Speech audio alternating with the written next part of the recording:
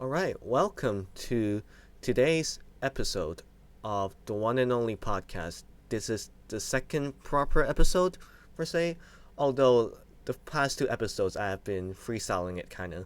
So I had an episode 0 and an episode 1. And this is technically the third one, but I'll call it the second official episode, just for the sake of organizing things. And yeah, welcome to today's podcast episode.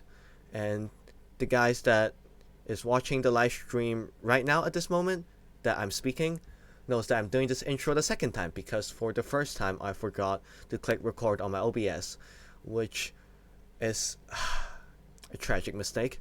And I intended to do a separate recording so that I can upload that as a separate video later after I'm done with the stream. But I forgot to click record, which defeats the whole purpose of me attempting that. So I decided to, you know what, I'm going to redo the intro and I'm going to re-record this part of it. So if you guys are watching it back, then good for you. You don't have to sit through the intro twice. But for you guys that are listening live, I just want to apologize once again for making you guys sit through it. And it's probably just one or two other people, so I'm not apologizing to too many people, so that's the good thing, I guess. But, so what we have in store, or what I have in store today, is two more serious topics. I'll say two topics that don't exactly relate to music, which is not exactly related to my channel, but I feel like are two of the things that I think are important, and important in terms of its significance, and important to talk about, and something that I can talk about a little bit. So the first topic is the death of George Floyd and everything that unravels after that. And I just feel like it's something that happened like recently, something that is really big.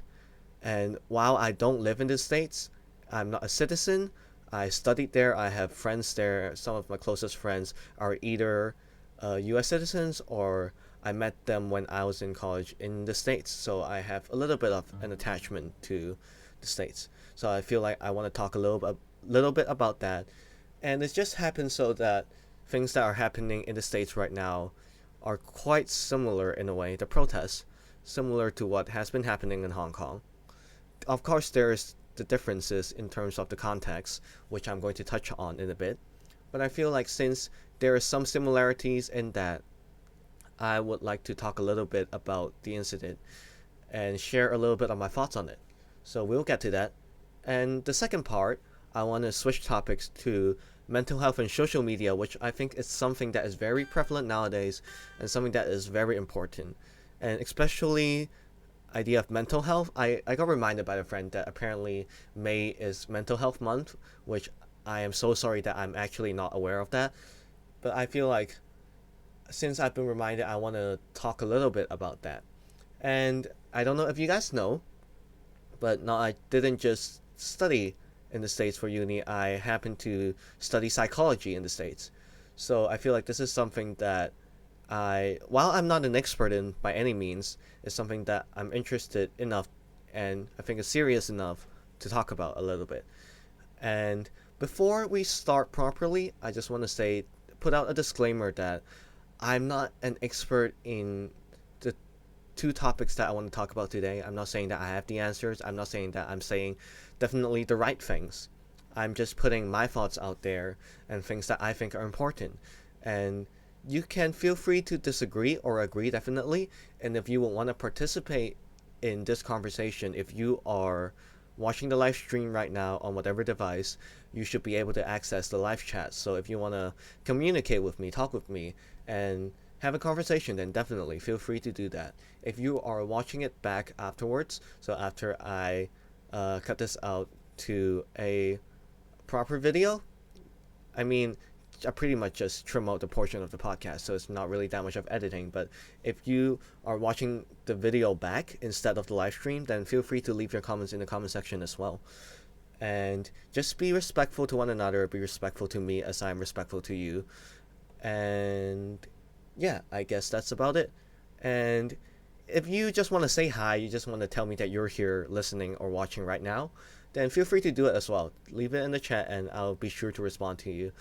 And you should be able to find the chat if you're on a browser, it should be right next to the video. It should be under somewhere near the description. And if you're not reading, my bad, watching on a mobile device, you should be able to find the live chat also somewhere under the video, or an icon on the line with the likes and dislike buttons. And yeah, so I've been waffling for quite a long time for the intro, so let's actually get started. And before I get into more talking, which is really what the podcast is about, it's a lot of talking, I would like to share to you guys a song I wrote. And I just realized the YouTube live chat doesn't like me putting a lot of words in there, so let me just post the lyrics in the chat. I'll find a way to do that. They're kind of jumbled up, so I apologize for that, but I hope it is still readable so that you guys can just have an idea of what I'm saying about. And this is a song I wrote last year around November time, when the protests are getting more and more serious in Hong Kong. And as US is also experiencing quite a lot of turmoil, a lot of protesting, a lot of clashes right now, and injustice, and a lot of things in general, I think that this is something that maybe is relatable to what's happening in the States as well. So I would like to play the song before I actually get to the talking part of the episode. And I mean, this is a music channel, I do music, so I feel like it's better if I kind of also do some music as well. So you guys should be able to see it in the chat or at the top left of the screen where my messages are popping out. And yeah, so let me sing the song and you guys can kind of listen to the lyrics. And after that, we'll get into, talking.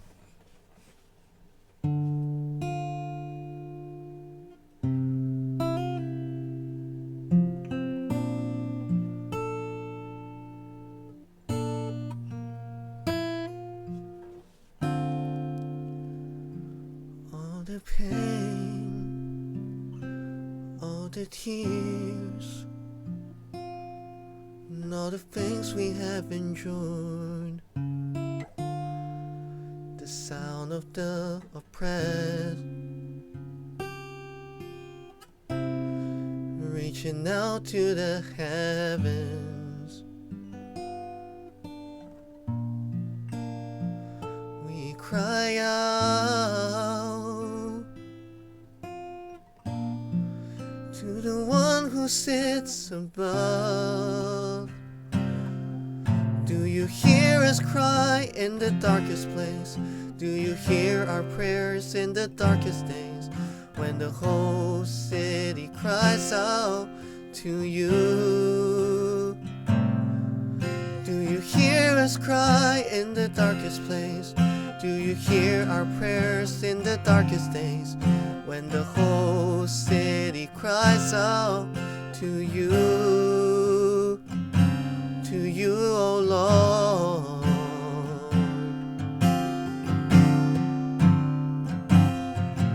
And I know that you will listen when we gather in your name. Even moments when you're silent, I'll still hold on to my faith. 'Cause there's nothing we could ever do to match the price you paid. Written on the cross, the name above all names. Whoa.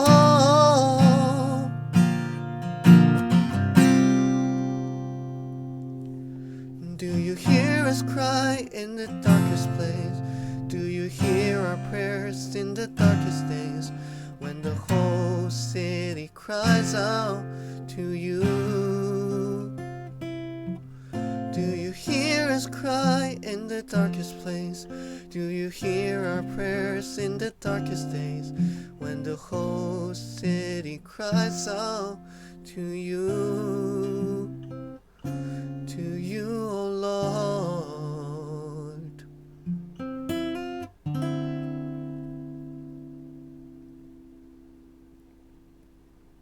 Yeah, that's the song I wrote. It's called Cry Out to You. And yeah, written, completed on November 21st of 2019. Just for anyone interested in that. Yeah, let me put away the guitar and let's continue after that.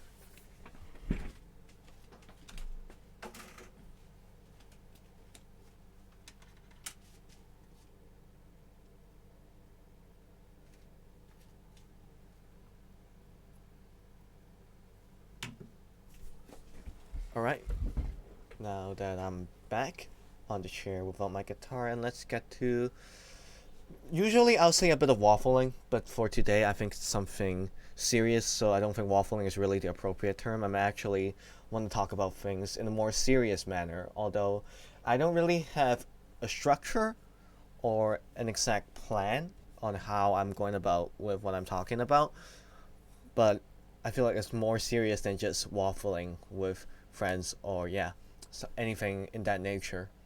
It's still something serious and things that are on my mind. And yeah, so before I start, again, just another disclaimer. I only studied in the States for 3 years, so I'm not a citizen. I don't really know that much about the States. I'll admit that. And like in terms of culture, history, especially with black people in America, I would say I'm not the most well-informed or well-educated. So please do not be too harsh if I get things wrong, and I apologize if I have any misunderstanding. So if any of you that's watching is from the States, friends that I know from uni, or you are more educated, more well aware of things, and you realize that I made mistakes here and there, please do let me know. Please do let me know so that I can actually educate myself and learn things, how to perceive things, because I can only perceive with my own perspective. And yeah, but even still, even with my own limited perspective, and just at the start, I just want to say, with some choice words, I apologize. Mom, I apologize for cussing. I apologize for that, but I feel like it's fitting. It is just a fucked up incident. And it's something that is not just fucked up for a single incident, but it's something that is a systematic act of violence in the US. George Floyd, I'm not saying that to minimize his life and death and minimize this incident, but like, let's be very honest. He's not the first, he's not the only one. And this is something that is rooted in the States, an issue and injustice, violence really, not physical violence, but an act of systematic violence that has been occurring for a long time, and it's just messed up. And it, I would say, to be very honest, that I do not feel that same emotional shock immediately when I saw that incident. It definitely shocked me, and it's something serious, but I feel like it's since that there has been a lot of brutality and violence going on in Hong Kong recently, which honestly it made me desensitized a bit in terms of violence. And it's not just like in Hong Kong, I mean not just in the States, not just this incident, but for incidents happening around me. And it's something that I realized, and I'm trying to really with this incident to not be desensitized or to take it lightly at all, but to look into it. And there's one thing that I see in Hong Kong. I actually want to touch on this first a little bit. So if you guys didn't know, after me mentioning it so many times, I'm from Hong Kong. I live here. I was born and raised here. And if you guys don't know, there has been a lot of protesting and a lot of injustice and clashes and violence going on for the past year, the whole year almost now. And there's a lot of Hong Kong people, I think, complaining at certain I think celebrities in the States, or just people that are not exactly locally from Hong Kong, for not voicing up for Hong Kong, but voicing out when something is happening in the US. And I want to get this point out there first because it's something that has been bothering me a bit. It is not something exactly related to George Floyd and what's going on in the States, but I just want to just get it out there first. And this is just my thought. I feel like for those people saying that in Hong Kong, like, I understand, definitely.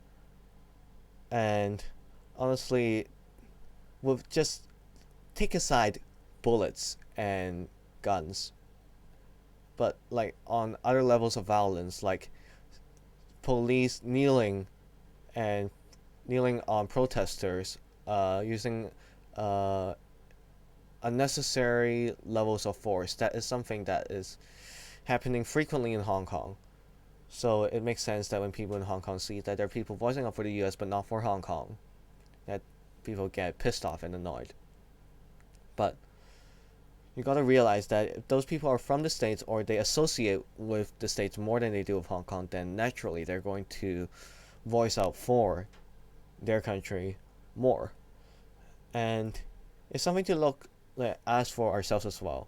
Like, when we are facing injustice, obviously we hope other people also support us in a way and back us up. But do we do the same thing when other people are experiencing the similar things? Do us people living in Hong Kong, when we're living well and wealthy, maybe not for all, but in general, safe, peacefully, do we voice up for the injustice that's happening around the world in other countries? And frankly speaking, I think Hong Kong people, a lot of people don't really voice out for that, or are not even aware of that. So I feel like it's something to look in ourselves first. If we want something to change, if we want other people to be voicing up for our concerns, then we got to be voicing up for other people's concerns as well. It's not about making it fair in a way. It's just that you take that first step.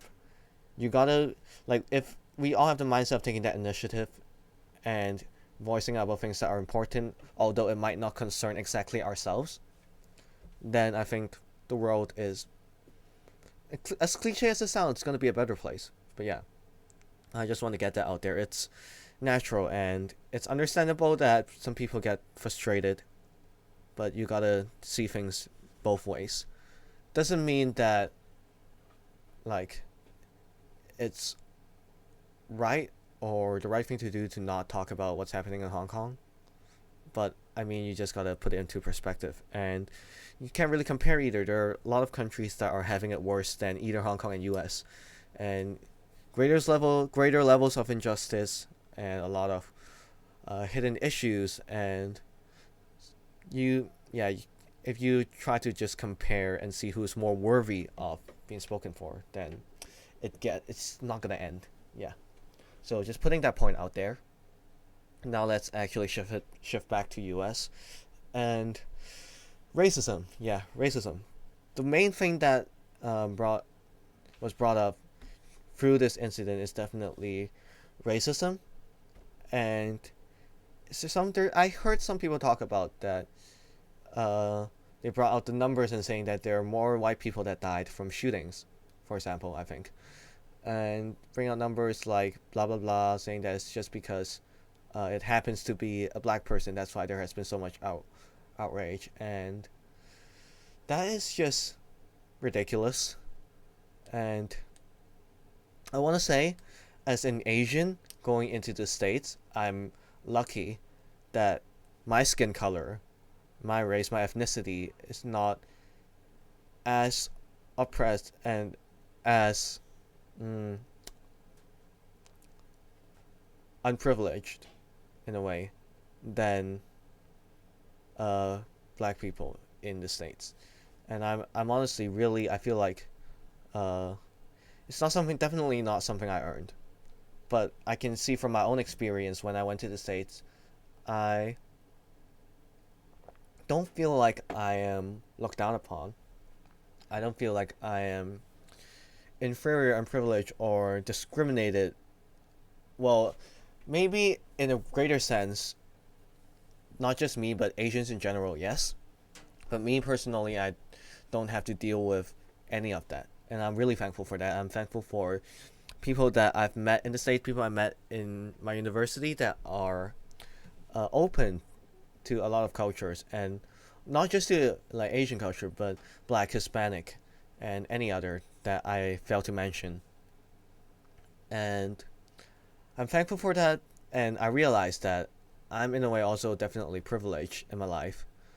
And it's something that, although I'm definitely not the majority in the States when I was there, I still don't necessarily have to worry about things that maybe Black people in the States have to worry about.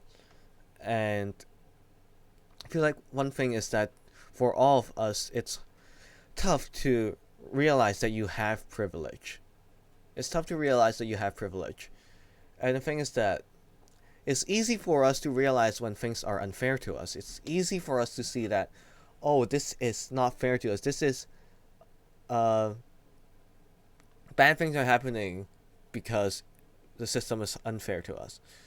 Instead of realizing sometimes good things are happening to us because the system is skewed towards us. Because we take that for granted, and we take bad things happening not for granted. Because naturally, human nature, we want good things to happen and bad things not to happen. And I feel like it's just, I just hope that when we all sit down and look at our lives, we can really put into perspective places that we are privileged and maybe places that we are oppressed, and really look into that. Maybe in your whole life you just live in a spot where you are the privileged. Sometimes you live your whole life in a spot where you are the oppressed. Sometimes it's a mix of both. For me, it's a mix of both. When I am in Hong Kong, I'm definitely, I'll say, the privileged group for being in my family's socioeconomical class, and with my skin color, I'm definitely the majority in where I live. And then I went to the States while I'm not the greatest minority by any means, and in some places even the majority Asians. So it's still in a majority white school. I'm no longer the majority, and I can kind of see some of the differences, and sometimes it's maybe the differences between let me say the local community and maybe the international community, how we are perceived, how our department might not be treated with as much significance or respect in a way. It's a separate story. I won't get to it right now. But yeah. And it takes a tough step for us to kind of look and admit that we're privileged. And like, I'm not white or black, which is the main two, I think, colors put into the debate right now. But racism is not just about white and black. You can be Asian and be racist. You can be black and be racist still. And you can definitely be white and be racist, and it's much easier to recognize that because of white supremacy and all that. And it's not limited to that. So each one of us should reflect on that.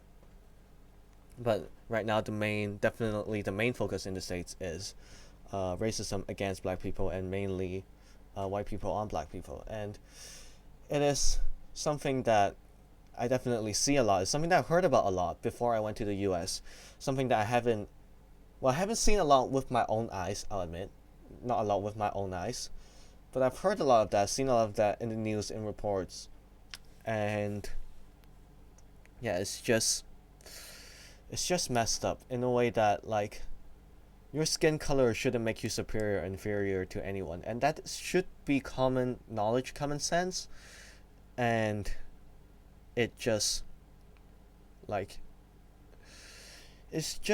honestly confusing why our world operates this way now, that your color gives you privilege. It is. Yeah. It's like taking something that is equal, something that is equally unique and valuable, and just trying to take one of those things out and placing those above any others and claiming that that is better, when it's really about a spectrum of having all the unique differences and appreciating that. And somehow our human nature of wanting to be superior, be the best, and knock down other people brings us to the state that we're in now, which is, it is not great at all. And I think it's something that is, obviously it takes everyone's effort to change, and it is something that I think it needs a lot of prayer. And if you didn't know, now you know I'm a Christian, and I believe that there's something that are things that it's hard for us to solve with just manpower. And I think that like racism and violence, things like this, it is something that is happening because we have the sin nature in man. Human nature, we have sin in it, and it causes us to see things sometimes in a way that it's not the right way of seeing things, and racism not the right way of seeing things. And in order to overcome it and to actually have it change on a personal level and on a societal level, is something that requires a lot of prayer and a lot of work of reconciliation. And yeah, because it's honestly, if a person like is that set on believing in something, humans, we can get really stubborn, and sometimes it's not that actions or words by people that can convince people to think differently. And when we get to that stage, it really, I think as Christians, and believing that there's power in God, there's power of reconciliation from God, and there's power in prayer, there's a necessity in prayer. This is something that we should do as a weapon that we can use to battle these violence, unfairness, sin, and injustice that's in this world. And for some, like if you're not a Christian, or if you don't really believe in prayer, then it might just sound like a placebo, or an easy way of saying that I don't really know what to do, so I'll just pray and so be it. And prayer is not, I feel like it's not supposed to be perceived this way. You're not supposed to just pray and not do anything, but to bring everything to prayer and trusting that everything is in God's hands. And after that, go out and do what you need to do, and to bring influence, to speak up, to encourage, or to comfort, to fight, or to battle, or to speak in whatever position that you're put in. And still do all of that, definitely. Prayer doesn't give you a free pass to not do things. That's what I want to make clear for people that might be unfamiliar with prayer or confused. And yeah, so I just want to put it out there. And then I won't talk too much more about racism, because I feel like it's something that there are other people that can talk more in depth about it and have better like ideas on how to go about it, and better insight, maybe better experience as well. So I'll leave this point here, and I think it's just something for all of us to kind of sit back and think about, and to kind of reflect on our own lives, reflect on the lives around us, and have we been the one being oppressed, or have we been the one oppressing other people? And seeing that, how should we go about our lives and the way that we act from this point on? And let me grab my phone and then just move on. Yep, I just need to check a message or two to see that I missed anything important. I don't think so. Okay, so we can continue. And the next thing is police brutality. So this is actually, I think, something that I can talk a little more about, just because I have been seeing a lot of police brutality happening in Hong Kong with our protests, and now I'm seeing cases and incidents of it also in US as well. And I want to talk about it kind of through my lens as someone from Hong Kong, seeing uh, kind of the same type of violence happening in a different context, and to kind of just share about what I see and what I think. Yeah, nothing too structured, nothing really super insightful, but maybe something that can prompt you to think a little bit, or something to add a grain of salt, or just a different perspective from someone that is from a different place to some people. And yeah. And before I continue, if you are from neither place, and I still think this is something that is a serious thing, and racism, brutality, injustice is something that is not limited to a nation. So I think it's still something valuable uh, to know about, to learn about, and to reflect on. And even if it's like going back to the point I made earlier, it's like even if it doesn't concern you directly, or you're not involved directly, the world is not just your nation, your home, and the people around you. And you being a citizen of this world, I feel like there's a responsibility for all of us to at least know about what's going on around us, and to not live in our own bubble, to just see that, oh, this is all of the world, which is what I see and what I experience, and to go further beyond that. I think that is something important, especially when it comes down to we are all human beings, and it's not just about you. Yeah, it's not just about you. Sometimes it's about other people, and that is also important, which is something, I don't know, maybe, I don't know, I feel like this is not exactly the right way of perceiving it, but maybe in a culture in a country that values more about one's self than community, in the States, it's harder for some people to wrap their heads around like something that doesn't necessarily affect them directly. Although I still see a lot of that in Hong Kong, where there are people thinking like the things in Hong Kong happening, oh, it doesn't affect me directly. I don't have to think about it. I don't have to care about it. I don't have to speak about it. I don't have to have a view or opinion about it. And you know what? I'm not going to rant too much on that. This can be something separate, in a separate occasion that I can talk about. So I'll leave that.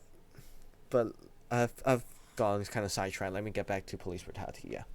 So uh I've seen that in some of the protests in the States, it started to get violent and started to get messy, and we got uh police trying to enforce the law. I don't know, like I haven't read enough articles or seen enough of the news to really uh put my stamp on it, to say whether they are performing to standard or below standard. Although I did see instances where the use of force seems disproportionate. I've seen, like, I think there are 2 people killed so far or more.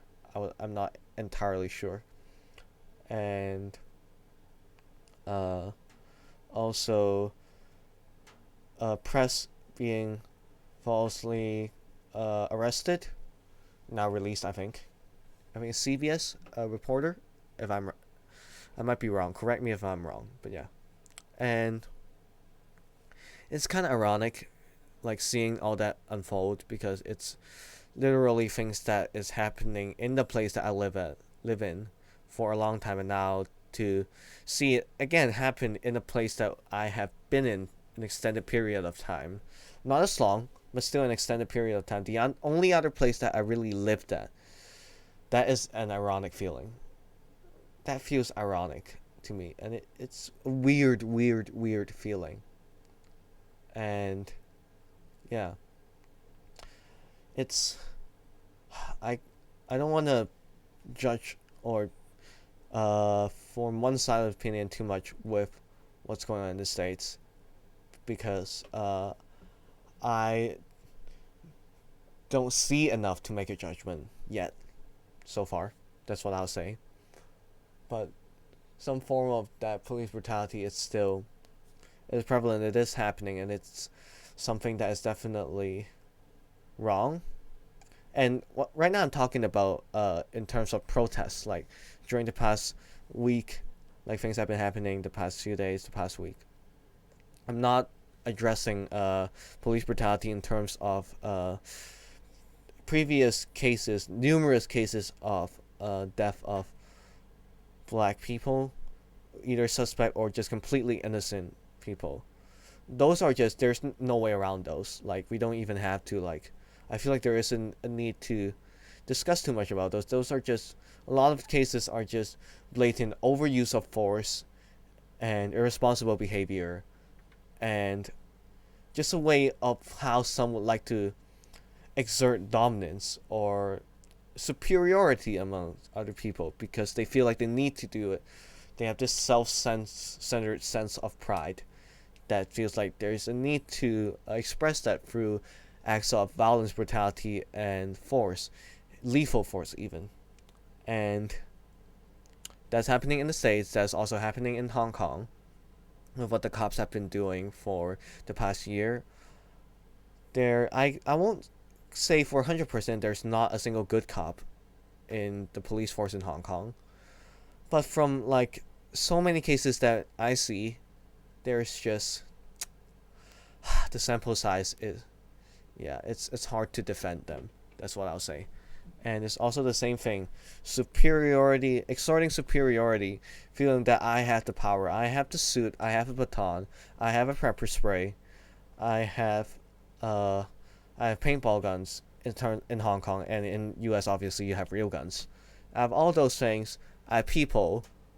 I have physical advantage.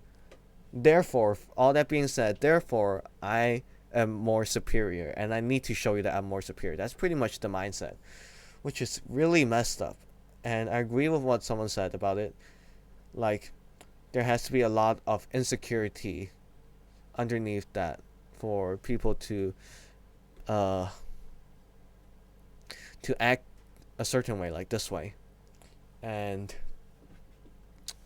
it's like, obviously, like, it sickens people, it makes people mad, but I feel like at the same time, like, I pity them in a way, like how insecure or how twisted you have to be to think that this is the right way to act, this is the right way to go. That is just, it's mad, honestly. And I think, like,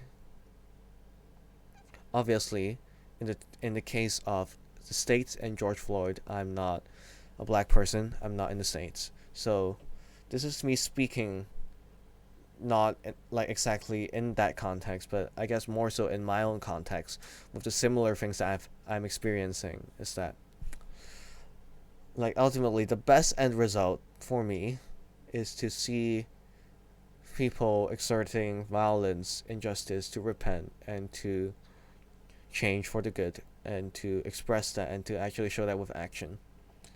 And I feel like it needs something like that to happen in order to reconcile people.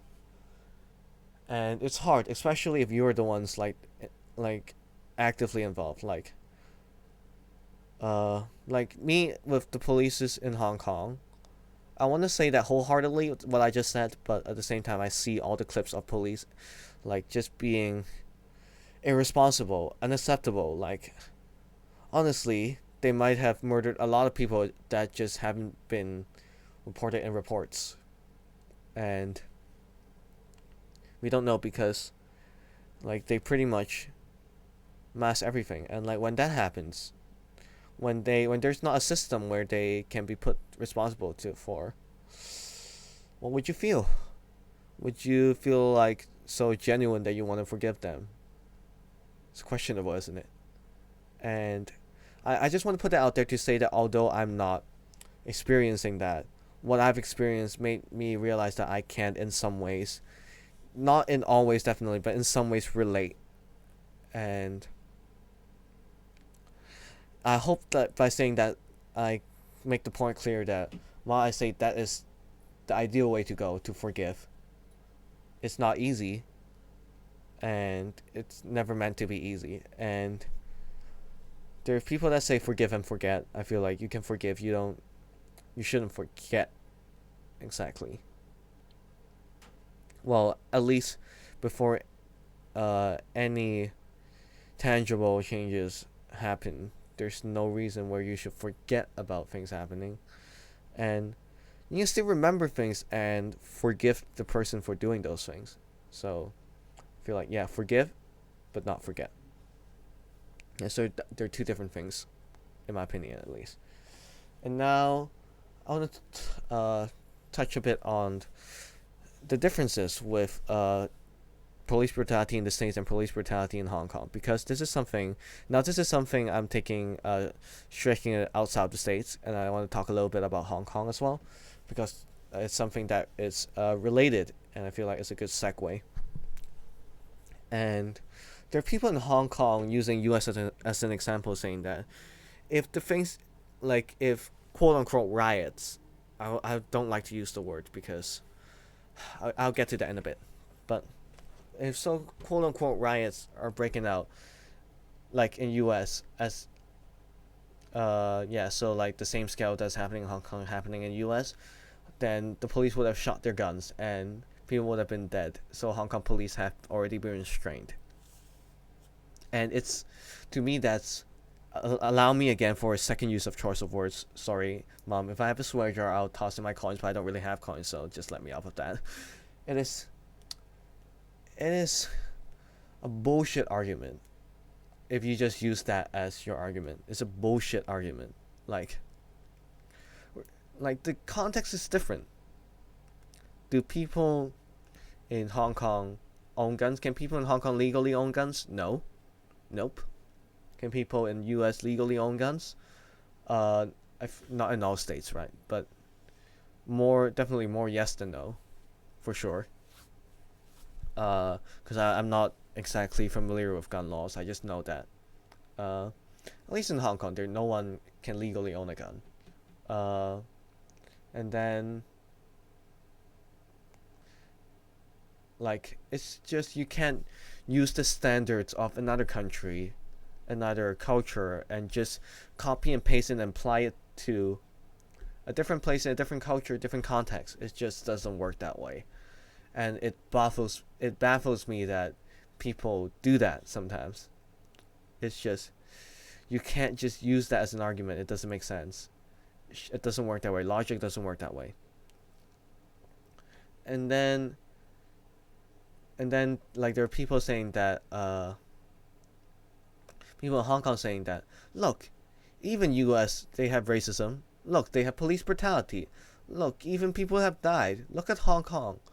Like, you are not special, and they have it worse than you. Like, there's some people in Hong Kong that says that to people that are pro-protest or people participating in protests. And when I look at it, it's like, again, it hurts my brain a little bit, so let me just calm down a little bit and recover a little bit. Let my brain kind of roll through the motions to see what I want to say. It's mad. Let me get a sip of tea. Maybe that'll help.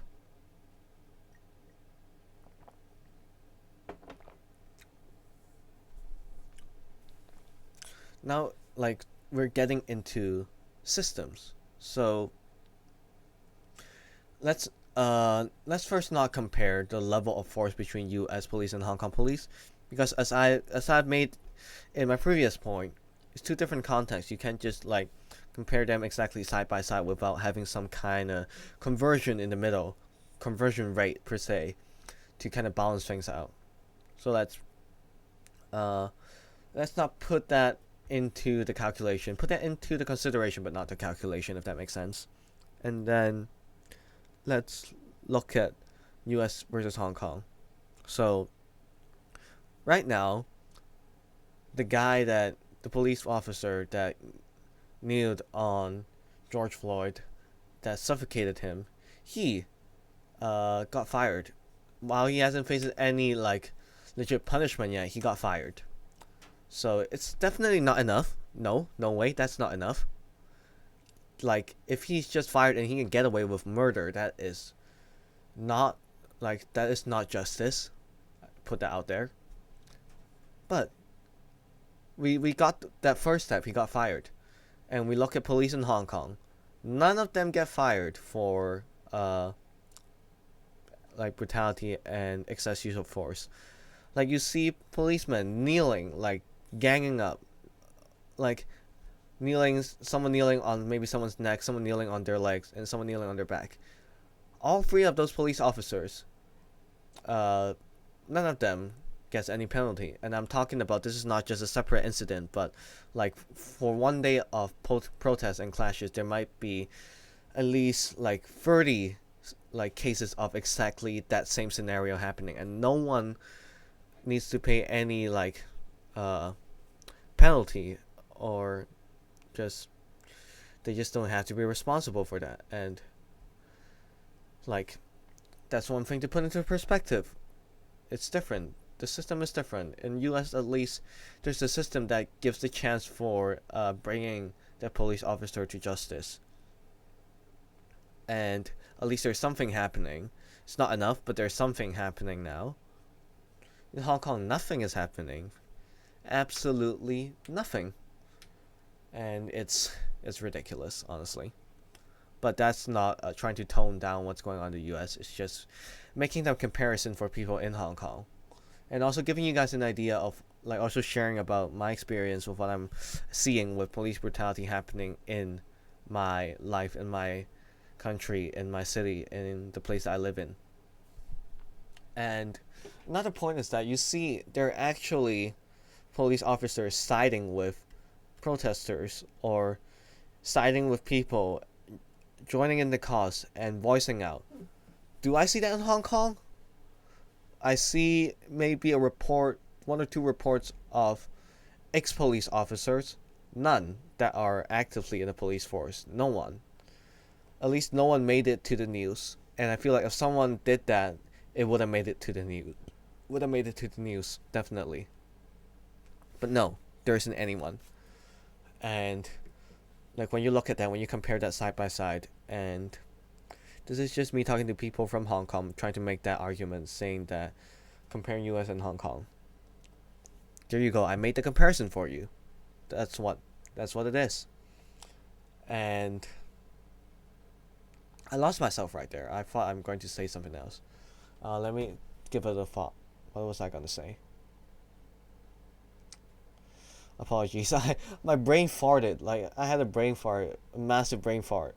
I'm having it right now, and I feel like it's still farting, so it's not ready to actually spit out like proper information. So it's just air right now. Oh my gosh, I lost track of where I'm going. Okay, give me 1 second. No, more than that. Okay.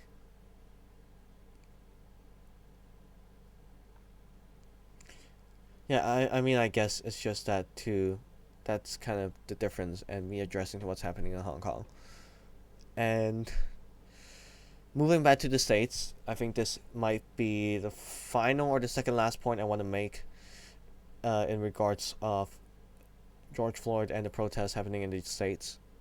Is that from seeing what's happening in Hong Kong, if justice is not provided for people, then things will just go downhill.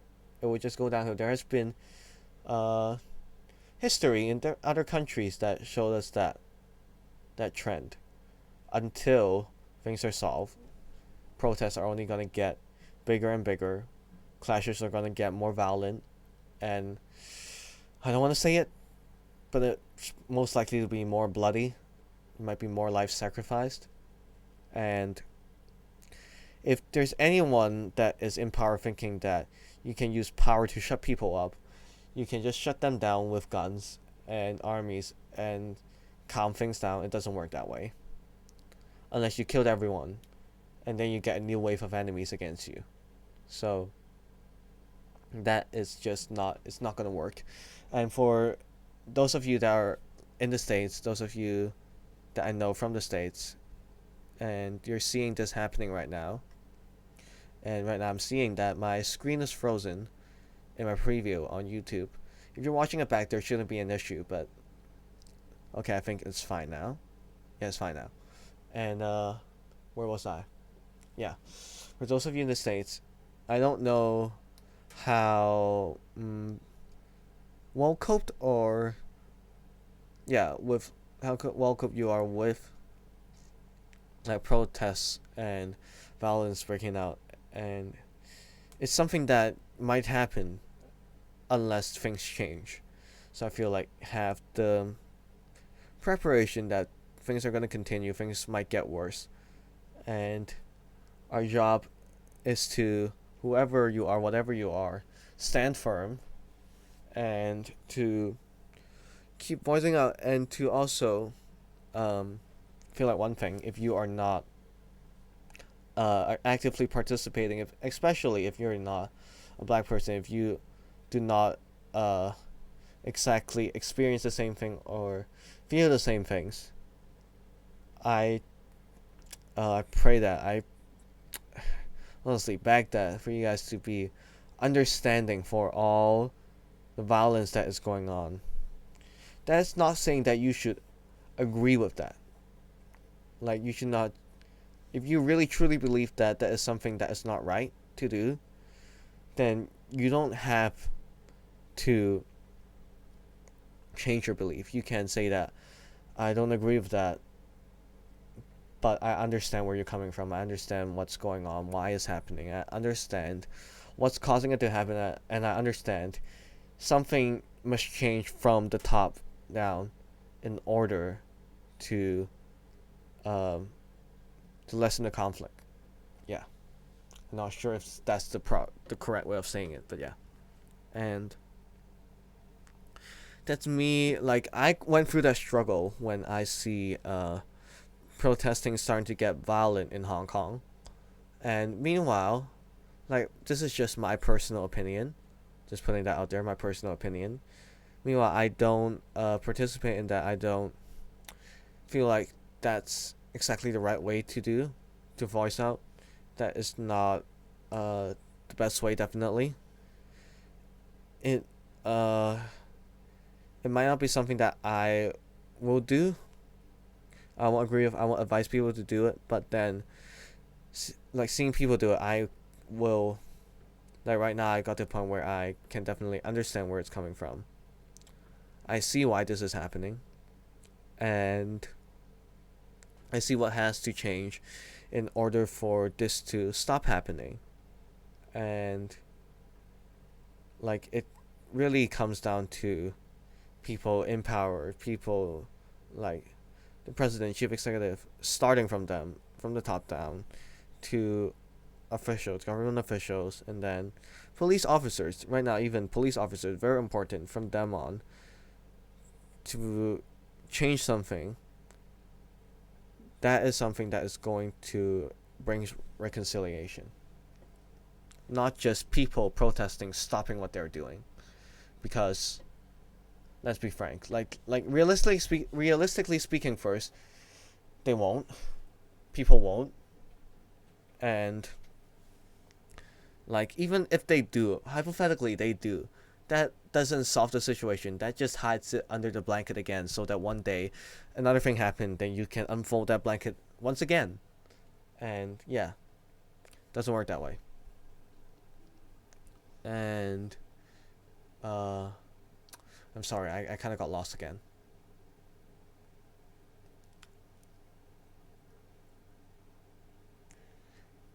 I seen a post on Instagram that said, like, when you're judging about the riots of violence happening, have you ever thought about what made it so that the people doing that are doing that? What's the motivation behind it?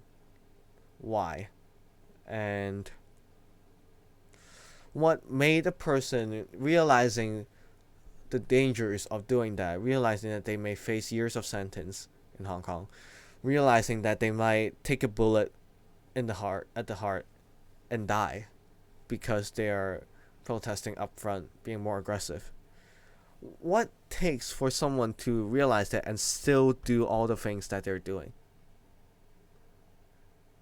There can only be a few explanations. Either they're so self-centered, so prideful, that feel like they need to do it.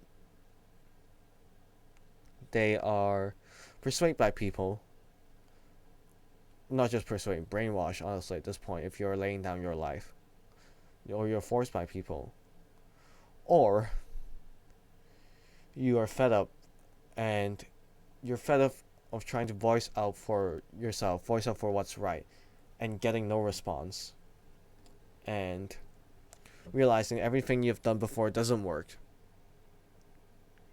And then getting to the conclusion that we need to take things up another level in order for the world to hear, the world to see, and the people to make changes. I feel like if you have not thought about that, then think about that. And that might give you a better answer, a better way of perceiving, like, the situation. And yeah, in the end, I just think, prayers to George Floyd's family, prayers to all the people involved, prayers for all the families that have experienced any kind of unfair treatment by the police, by the justice system. And prayers for US in general. And obviously no one really wants war. Like, everyone, like, peace is what people desire. Peace. But before peace comes dignity, justice, and just pray that for those things to be added in the States. And peace that is actually peace but not temporary peace. Yeah. And I feel like if I want to go on and talk more, I can still say more about this, still go on a longer rant, longer waffle, longer talk. And there are still other things that I feel like that needs addressing. But at this point in time, I feel like that's good enough. That's enough of me voicing out my thoughts. And like, now that you have heard what I've said, whether you're watching live or listening to the video or watching the video back, time to pray a bit and to I guess reflect a bit, take some time in reflection. Yeah, I think that's important. And also, if you know people around you that are involved, affected, physically, emotionally, practically, or just mentally, talk with them, be with them, comfort them, and don't diminish or minimize their pain and fear with your perspective. Because if you are a more privileged person and you're trying to comfort a less privileged person and you're trying to use your perspective, it doesn't fit. So don't do that, but sit with them. Let them tell you what's going on. Let them tell you what's up. Let them tell you what they're feeling. Be there with them. And like, no matter how much you can do practically, physically, mentally, emotionally, being that support, it doesn't take you too much skill. It just takes you to be intentional, and that can make a huge difference. And speaking of mental health, I feel like it's a good time to segue into the next topic. But before we start, I have been waffling on for... Not waffling again, sorry. I just keep using that word because I'm used to using that word. But I've been talking for quite a long time already, and I need to take a short break to replenish some water and to replenish some energy. And then I'll play a bit of music in the background, and if you feel moved to pray about George Floyd, pray about his family, pray about the incident, pray about US, pray about Hong Kong, or pray about injustice happening around the world, then I think this is a good time to put some time in prayer. Now I'm going to play an instrumental of a Cantonese worship song. And yeah, let's just take this short time, either a break, prayer time, or whatever. And after that, I'll continue with the second half of the podcast.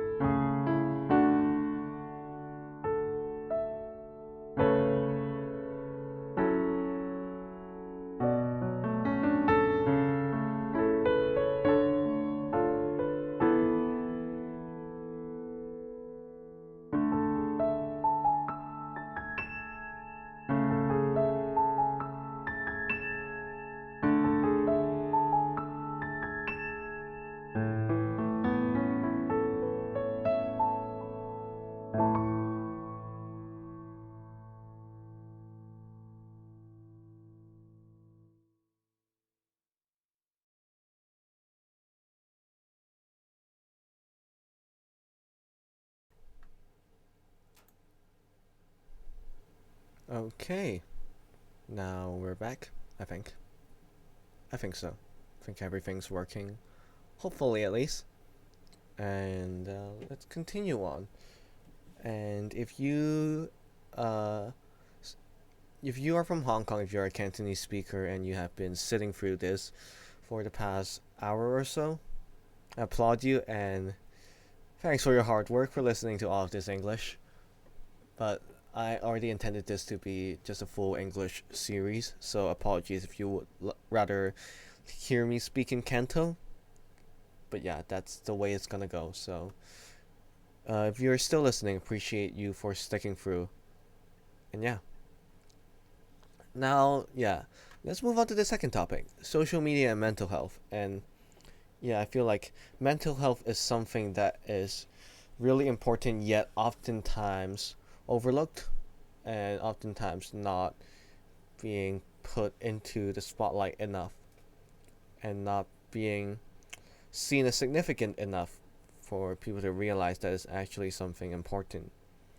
And I feel like, especially with what's happening in the US right now, a lot of people really would appreciate mental health support.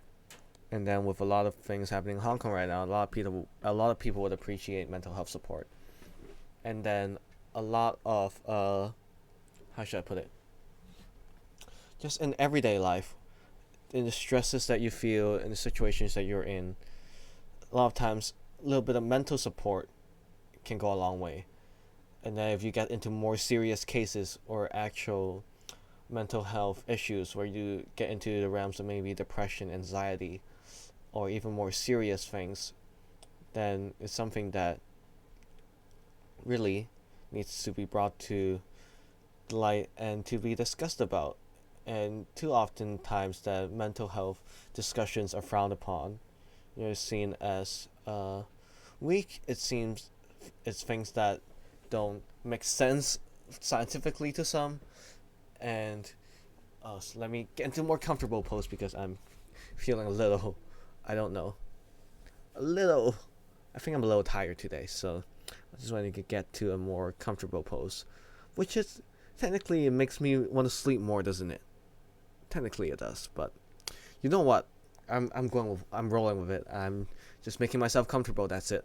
Yeah. Okay. Oh my gosh. Okay. Anyways, where was I? Where was I? Let me see. Yeah. Discussions. Yeah. And like, when especially I feel like in Asian culture, more so in Asian culture than in Western culture, when you talk about mental health issues, when you bring it up to people, they feel like you're just not trying enough. You're just not using the right method. You're just not tough enough or something like that. And it makes it hard for people to really bring it up and to really process through things, and makes things like get worse than what they have to be. And today I want to focus a bit on the social media aspect, just because that is something a little more universal. So wherever you're from, as long as you have internet, as long as you have people around you using social media, you're probably using social media. And it's not probably something that is a part of your life, something that is influencing you, something that's affecting you. And it has quite a bit of a connection with mental health as well, in my opinion. And so I feel like let's get into it. So in terms of social media, how that relates to mental health. In social media, I think at least the original intent is that it's a platform for people to have interactions online in ways that you wouldn't be able to interact in real life. So people that live not in the same place, not in the same household, can actually talk to each other regularly, or talk to each other at times that would not be possible if you don't actually live together. To make friends with people that are in different places in the world, and to, or some even more practical like aspects, to actually just discuss things, talk about things when you're not how should I say, when you're not physically with someone. You talk about it online through social media. And sometimes just even sharing meme culture. Meme culture, I guess it's a huge thing nowadays, I guess. I don't know. I'm not super into it, so I don't want to talk too much about it. But it's something that is, yeah, it is something. It is something. I feel that's just too. I just kind of brushed it off that way. I feel like that's not the best way of doing it, but whatever. You know what? Whatever. Yeah. But yeah, it's something prevalent, anyways, and it's like what I want. The point I'm trying to make. It's a bridge of communication. It's a way of communicating, and like people that are in this industry would say they're discovering new ways of social interactions, different ways that people can share ideas, concepts, work, creativity, and so on and so forth. That's the intent.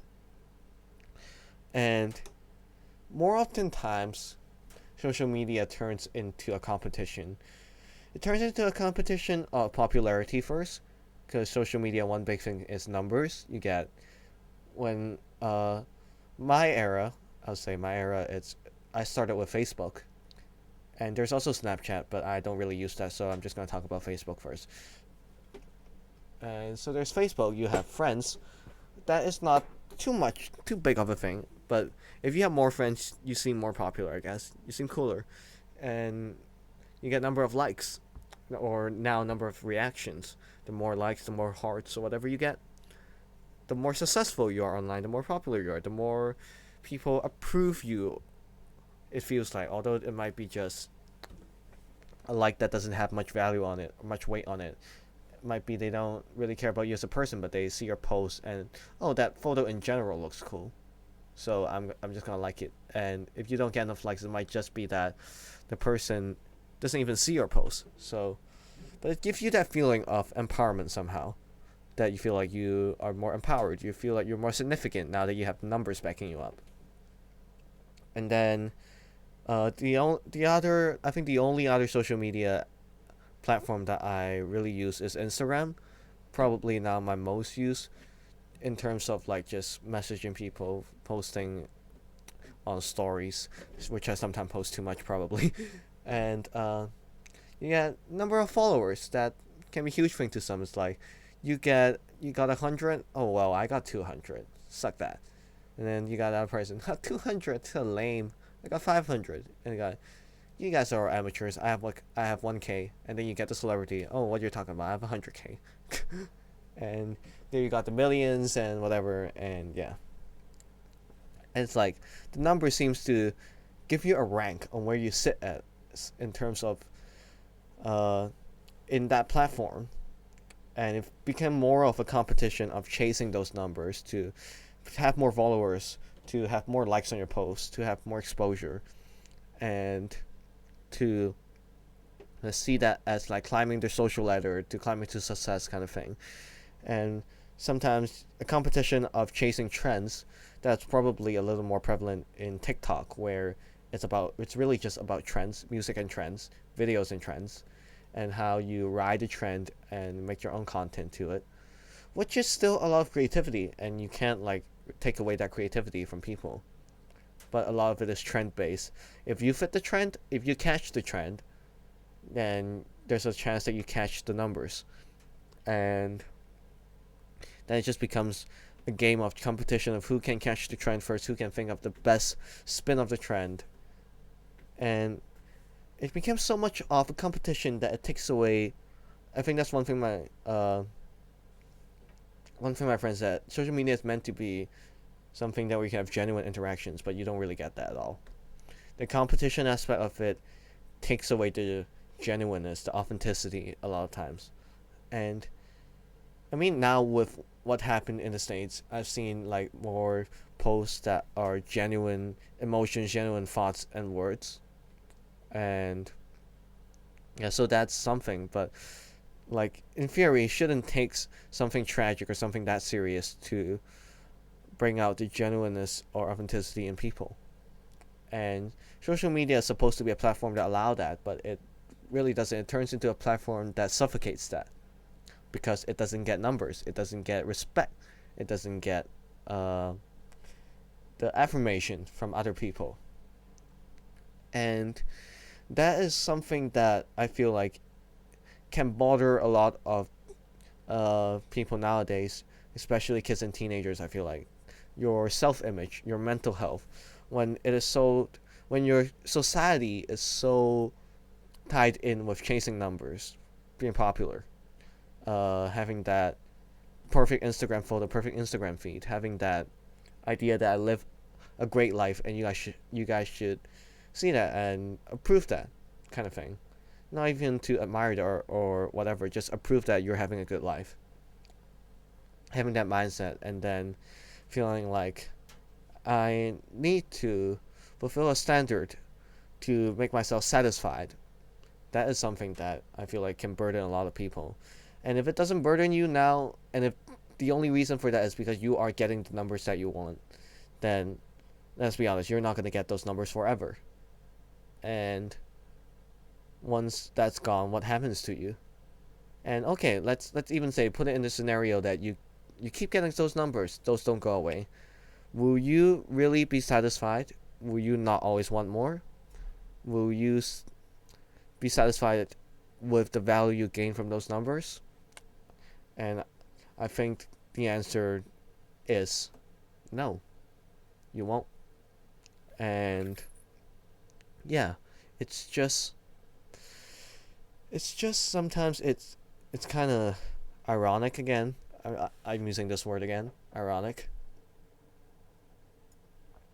that platform meant for communication, community, in a way turns more into still communication, still a community, but a community of competition on who can one up the other person, who can get more likes, who can get more respect, per se.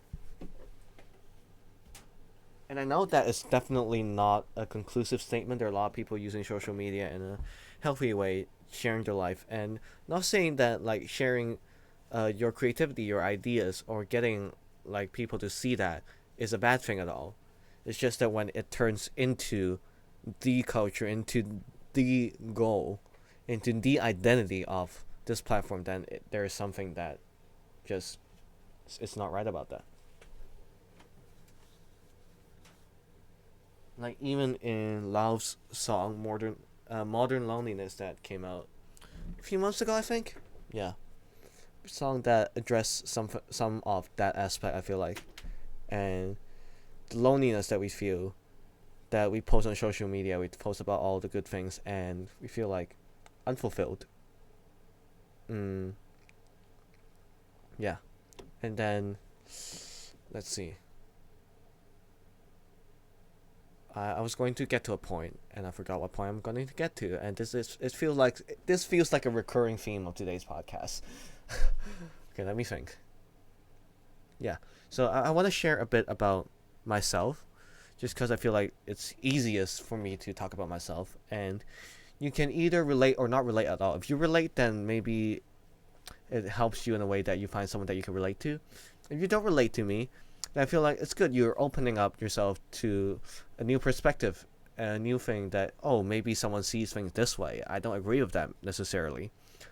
But yeah, so I feel like either way is something that can add a grain of salt to the conversation. But yeah. So, me with the use of social media. I started with Facebook, obviously. Don't have the most friends, don't have the most likes. I see a lot of people get a lot more likes.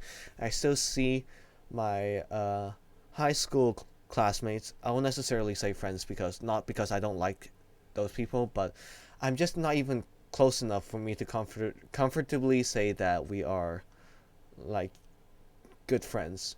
Might be high by friends, but then like I feel like that tones down the value of a friend, a real friend. So no offense and no disrespect, and I would love to meet some of those people, definitely, but sometimes our lives just don't clash. We have our own group of friends, our own social group, and if that interaction happens, then yes, definitely, I would love to see that, and love to learn more about some people that have appeared in my life, but I don't really know too much about them. And but yeah, I see it. What I'm trying to say, I got sidetracked again. They get like hundreds of likes on Facebook, and maybe when I updated my profile picture, I get like 10 likes, and that gets to me a bit. I feel like before it gets to me a bit, and then at that point I accepted that I'm just not as popular as a person, which is not the right way of seeing it really, because that is just me being just me not how should I say, me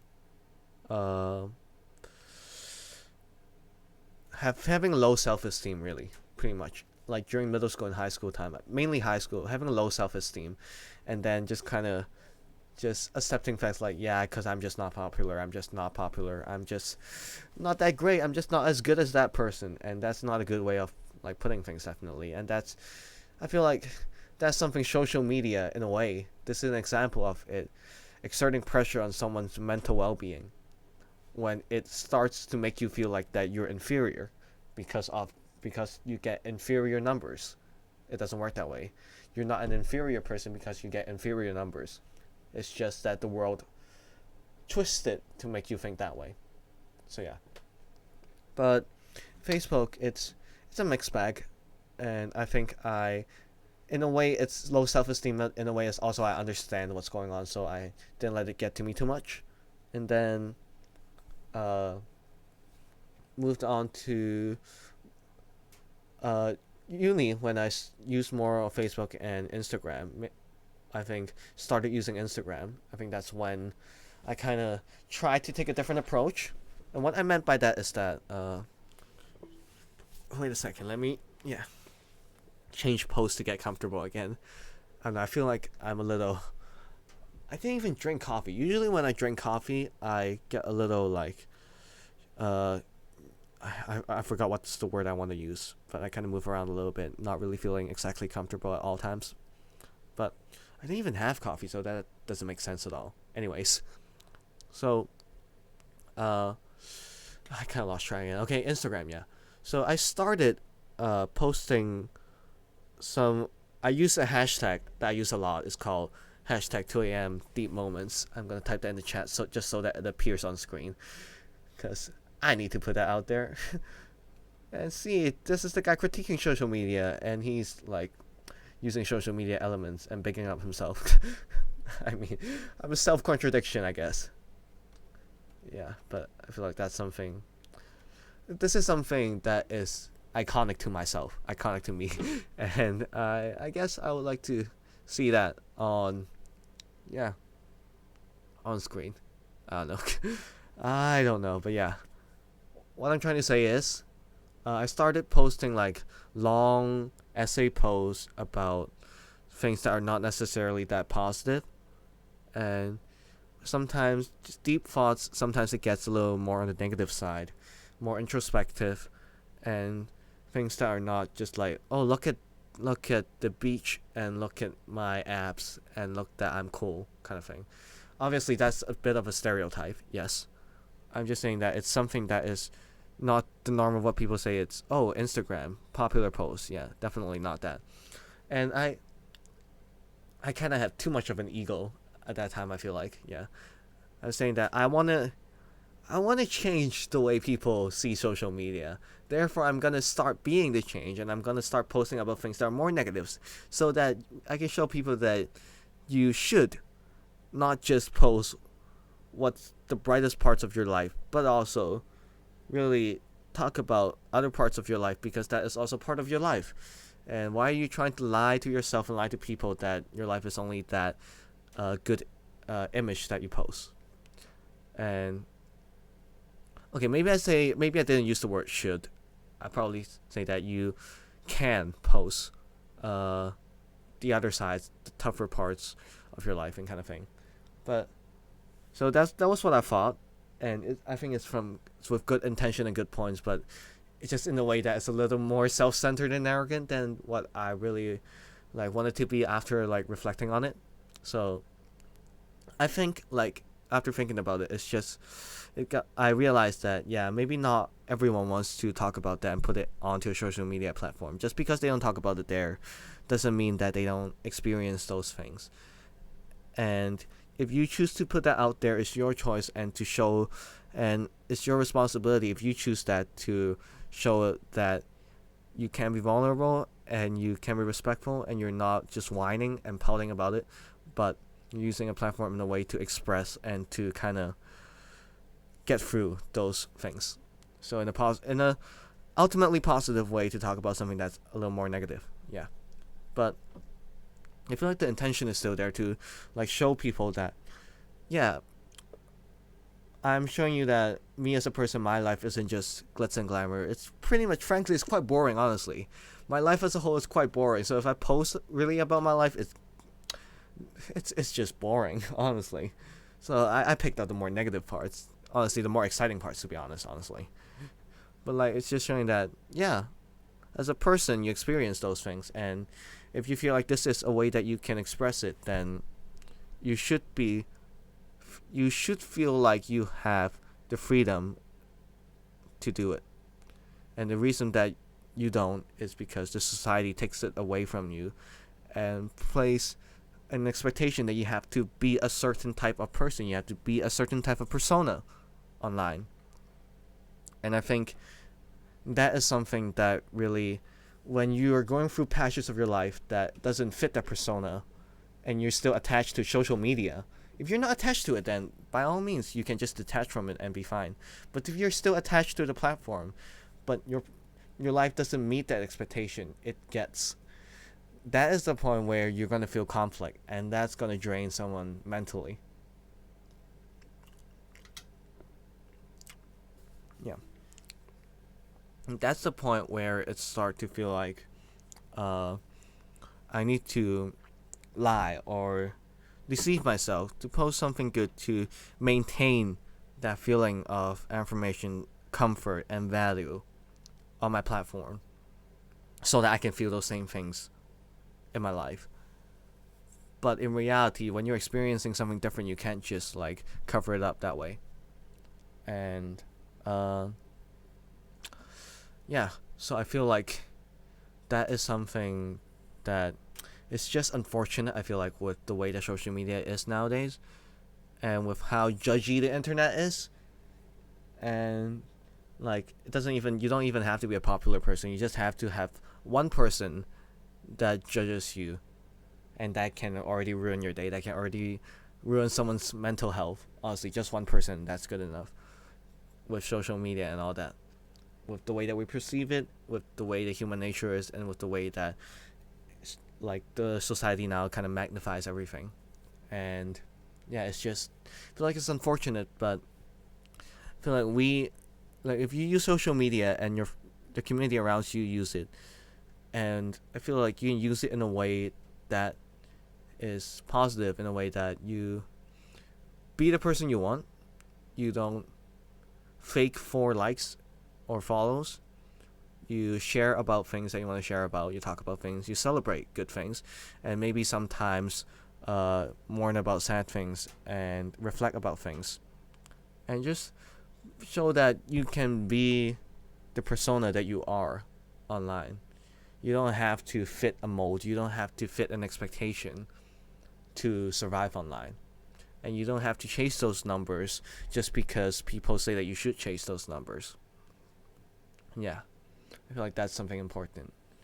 And another thing, now we're moving on from the more positive / negative black and white kind of thing.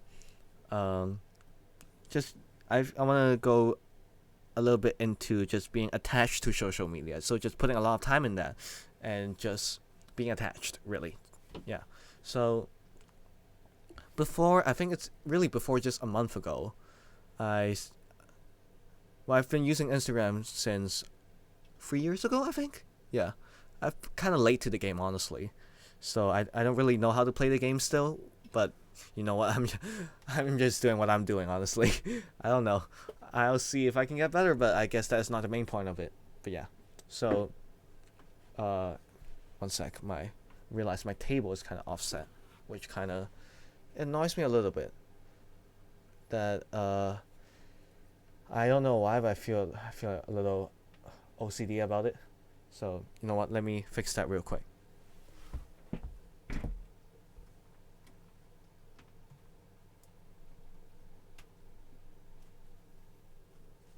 Yeah, cause TMI of the day, my table has a glass top on it, and it's not stuck. So sometimes it moves around a little bit, and again, I kind of get annoyed when I see it that it's not flush with the sides. And I don't know, I might fix it someday, but you know what?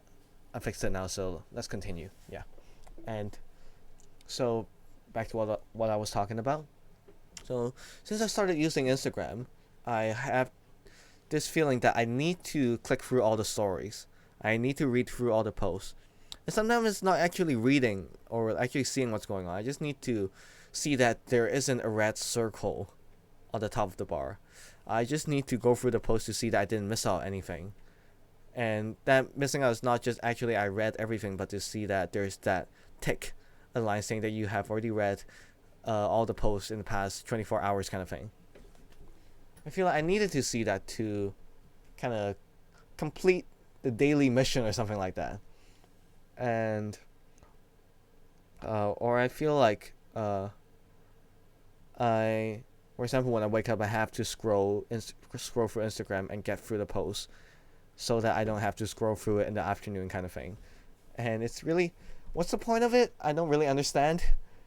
All I can really explain is that I feel like I got attached to the platform. I got attached to the app. I got attached to, not even that, maybe just attached to just scrolling through and feeling like I've completed it. Scrolling through feeling like I didn't miss out on things. Scrolling through and feel like I didn't miss out on something. And that, I might have days where I couldn't use Wi-Fi, no data, and I would have stockpiled something. And I might just spend some time just scrolling through, clicking past stories, and then if something's interesting, I might stop by and read it. If it's not interesting, maybe sometimes the NBA account stories pop up, and then there isn't any games interesting, so I was just tap, go through that. Celebrity, probably nothing that super interests me, tap. And it's kind of pointless and nutritionless, because it's you're not actually doing anything productive. You're not actually really gaining anything other than you're giving yourself the sense that I have completed it, a sense that I'm not missing out on anything, when in reality you're probably still missing out on the same things that you will miss out on if you don't even read the posts or read the stories at all. So what changed that is, a month ago I had a few days of extensive time of prayer.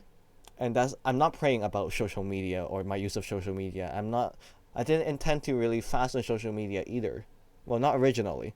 So what happened is that I need to pray about something that's really serious, something really significant in my life, and something that I've been talking to God a lot about. Something that's been bothering me, basically. And it's not just that, it's something, and then also another thing alongside that. The two are related. But it's my personal things, so I don't want to go too deep into that. Basically, I was praying, and then I feel like I don't want distractions when I'm praying. So I told myself I'm not going to. I fast a few things for those few days. I fast snacks. I actually did fast snacks. I didn't take snacks for my how should I say it? I didn't get my own snacks. And my mom really just placed a bowl of fruits and maybe some crackers on the side. And I'm I don't want to be mean and say that I'm not taking it. And also because at that time I haven't told my parents what I'm praying about yet. So, but when they ask me, if they ask me, they don't have the food in their hand, saying that if they ask me, do I want snacks, I'll say I didn't want snacks. Yeah, fast snack because I actually eat a lot of snacks. And then I partially fasted Instagram. Frankly, I guess I'm attached in a way that I don't want to just completely cut it off. And I have conversations with people on Instagram daily, and I know I can change it to have conversations on another application, but I don't want to go through the bother of explaining to people, telling them and whatever kind of thing. So, but yeah, so I just said that I'm not gonna scroll through all the posts. I'm not gonna read the posts, and I read what pops up first because that's either the most recent or the account that I see the most, kind of thing. So did that, and then the day after that, still praying, and I was saying that okay, I'm not gonna spend my time clicking through all the stories because that is too much of a distraction. That takes up too much of my time, and I'd rather spend more time doing other things, praying about the thing I need to pray about, and be productive in other areas. So took the time off that, and then like to put into perspective, I did not even take the break when I am having exams. Really, I feel like when I had exams in uni, I still take the time to click through my stories before I start revising, like studying. And given the fact that I always procrastinate, so I still have enough time either way, like in my standards. But yeah, just to put into perspective. And then, like that's not the main point. The main point is after the few days of praying, after I'm done those few days, I got my answer. I feel comfortable and relieved. And I picked up like my phone. I look at Instagram, and suddenly I don't feel that same urge to tap through all my stories, to read through all the posts, to feel the need to do all of that. I feel like it's like I've finally got through a time where I'm not forced to live without it. I have the choice, but I didn't like go through all the posts, go through all the stories. I live semi without it. I didn't use it as much. Yeah. And I survived. I got what I want through that, like during that time period. And now looking back at it, I feel I don't need that. I'm not like forced. I don't force myself to do that anymore. And while I might miss out on a thing or two, I feel like that actually gave me, I'm more like free and comfortable in a way that I guess I don't have to, yeah, I don't need to do that. And I don't need to feel like I'm missing out or such and that. If it's really something that important, then I'll find a way to see it. And if I happen to not see something, then I'm not, like, I don't have to be sorry to anyone. It's just me maybe feeling that I missed out, and that is not something really that important. So that's kind of me somehow like getting over it. And I'll still use Instagram because I talk to a few people like a lot on it, and I feel like like at this point I'm not really trying to chase numbers or to feel like I'm not missing out on things, but to communicate with who I want to communicate on there, and still, promote my music in a way sometimes to get the message I want to get out there, and yeah, in the same time not being as attached and as pressured by those expectations from myself and from the world. And yeah, so I don't know how much you can relate to that experience or how much you relate to any of what I just shared, but that's my experience, and I feel like there's definitely value for social media. There's I won't necessarily say that there's a need for it. Like if it comes down to it, yes, we can live without it. There's so many things that we enjoy doing, but we can live without. And so yeah, it's not something that's really a necessity in a way. At least for a lot of people, unless your career is on social media, then it's a little bit different that way. But it's something that it has its value, but an overuse of it, an attachment to it in a way can be I won't say detrimental, it just have a negative impact on your mental health. And it can what was I gonna say?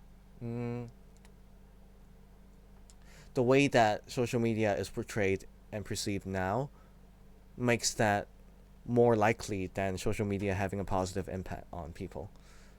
So, and inherently not a bad thing, but it's how it is perceived and how it is identified now. And the expectation of the world placed on it, which, yeah, it really comes down to, like, when we talk about mental health, it really comes down to finding value not in things that fluctuate, not in these kind of things, but in things that are more solid, in who you are, not even exactly what you can do, like your abilities, your gifts, your skills. They're here one day, you can get better, but when everyone gets old, things kind of fall away, you kind of fall apart. That's just life and the way that it is now in this world and in the state that we live in right now. When I talk about who we are, is who we are as a being, as a person, the very core part of us. What are we? What are we humans? What am I as a person? If me, who am I, Joseph Wan? Who am I?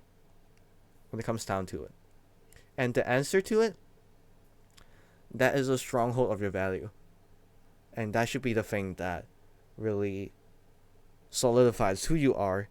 And when you're solid in that, then you won't be as affected by things around that. If you think that this is enough. So, for me, my values in God and who He created me as. And God doesn't change. The way He sees me doesn't change. And, like, it doesn't change because of what how great I'm doing doesn't change depends on how I think of Him. So when I hold on my value tight to that, I won't be, like, bothered by how other people see it or what the world's expectation is. But that's the ideal. We all get affected by that, and sometimes more than other times. But it's just a continual practice of that. And if you don't have that kind of idea in your head, thinking that my value lies in something more than my numbers, my popularity, my skills, or my strengths, my weaknesses, then I would encourage you to take a little bit of time to think about it. Who you really are when it comes down to it. Like, from the moment that you're born to the moment that you die. And after that. At least I believe there's something after that. But it's okay, we don't have to get that far right now, but just think about it. Who are you when it comes down to it? And what I want to add in the end is that the real relationships that you have now in your life, in this world, those people, they obviously, the things that you do, your strengths and weaknesses, they're a part of you. So I'm not saying that they'll see you completely apart from everything, and we're all humans, so we can't really do it. Like, it's hard, at least really hard. But they won't just judge you or devalue you because you're not able to do something or you're not that good at something. They won't see your value based on the number of your followers, the number of likes that you get, the skills that you list out, the degrees that you have, the grades that you have, or whatever. They will see you as who you are. And that is a glimpse of how God sees us. A glimpse, because obviously the way that we see each other isn't really, there's still bias, there's still, like, imperfections. But that's a glimpse of what it is like. And if you haven't experienced that, or you are struggling with that, they encourage you to look into the solid relationships around you, and to, in a way, I guess, to, how should I put it?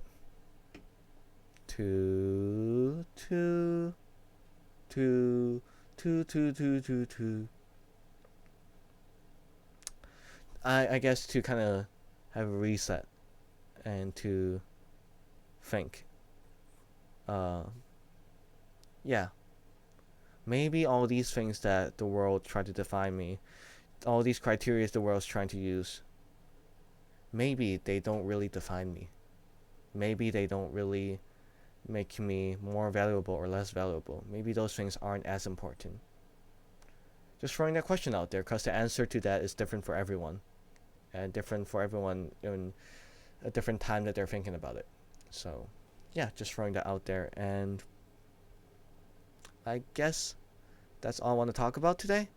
Once again, honestly, semi-freestyled it. I'll semi-freestyle it this time because I actually have the idea before today, which is an improvement. A huge improvement, okay? Huge improvement. Come on. Round of applause to myself. Come on, huge improvement. Okay. Anyways. Yeah, semi-freestyled it. But I feel like it's two things that I have on my mind recently and I want to talk about. It's not that related to music, but I still feel like it's something that I want to touch on. And hope you guys enjoyed it, or hope it, like, enjoy might not be a word that really fits today's theme, but maybe, I guess, something that you can reflect on, something that gets you thinking about certain things. And I hope that thought, that thinking, that conversation continues on throughout the rest of the weeks, and can talk about things that I talk about today, reflect on it, and think about what you can do in the position that you're in to make this world a better place, honestly, as cliche as it sounds. But yeah, so that's about it for today's podcast. And I'll catch you guys, well, really, anytime you're watching my streams, anytime you're watching my videos, and anytime you are, on my channel, pretty much. But for the sake of the outro, I'll say this one more time. This is about it for today, and I'll catch you guys next time. See ya.